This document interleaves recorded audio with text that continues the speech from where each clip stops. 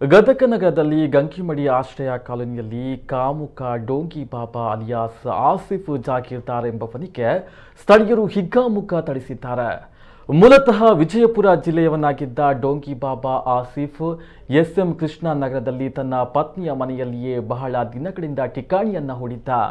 ಕಷ್ಟಪಟ್ಟು ದುಡಿಯದೆ ಆರಾಮವಾಗಿ ಹಣದ ಸಂಪಾದನೆ ಮಾಡಬೇಕು ಅಂತ ಅಂದುಕೊಂಡಿದ್ದ ಆಸಿಫ್ ದೇವರ ಹೆಸರಲ್ಲಿ ಮಾಟ ಮಂತ್ರ ತಂತ್ರಗಳನ್ನ ಮಾಡಿಕೊಡ್ತಾ ಇದ್ದ. ಕುದಿಯೋ ಎಣ್ಣೆ ಹಾಗೂ ಸುಡುವ ತುಪ್ಪದಲ್ಲಿ ಕೈ ಹಾಕುವುದು, ಅದರಿಂದ ಬೊಂಡ ಬಜ್ಜಿ ತೆಗೆಯುವುದು, ಹೀಗೆ ದೇವರ ಪವಾಡವೆಂಬಂತೆ ಜನರಿಗೆ ಮಂಕುಬೂದಿ ಎರಚ್ತಾ ಇದ್ದ. ಮೈ ಮೇಲೆ ದೇವರು ಬಂದಂತೆ ನಟಿಸಿ ಜನರಲ್ಲಿ ನಂಬಿಕೆಯನ್ನ ಹುಟ್ಟಿಸಿ ಮನ ಬಂದಂತೆ ಹಣವನ್ನ ಲೂಟಿ ಮಾಡ್ತಾ ಇದ್ದ. ಹಿಂದೂ ದೇವರುಗಳನ್ನ ಅಶ್ಲೀಲವಾಗಿ ನಿಂದಿಸ್ತಾ ಇದ್ದ. ಅಲ್ಲದೆ ಸಮಸ್ಯೆ ಹೊತ್ತು ಬಂದ ಸುಂದರ ಮಹಿಳೆಯರನ್ನ ಲೈಂಗಿಕತೆಗೆ ಬಳಸಿಕೊಳ್ತಾ ಇದ್ದ ಎಂಬ ಆರೋಪ ಕೇಳಿಬಂದಿದೆ.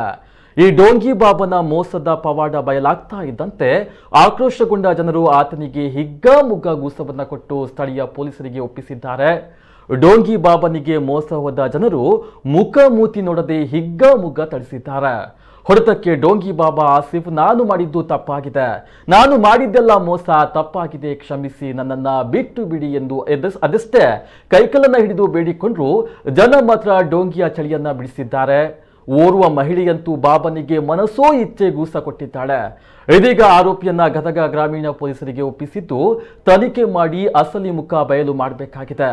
ಮಾಟ ಮಂತ್ರ ತಂತ್ರ ಎಂದು ಮೋಸ ಮಾಡುವವರು ಇನ್ನು ಮುಂದಾದರೂ ಎಚ್ಚೆತ್ತುಕೊಳ್ಳಬೇಕಾಗಿದೆ.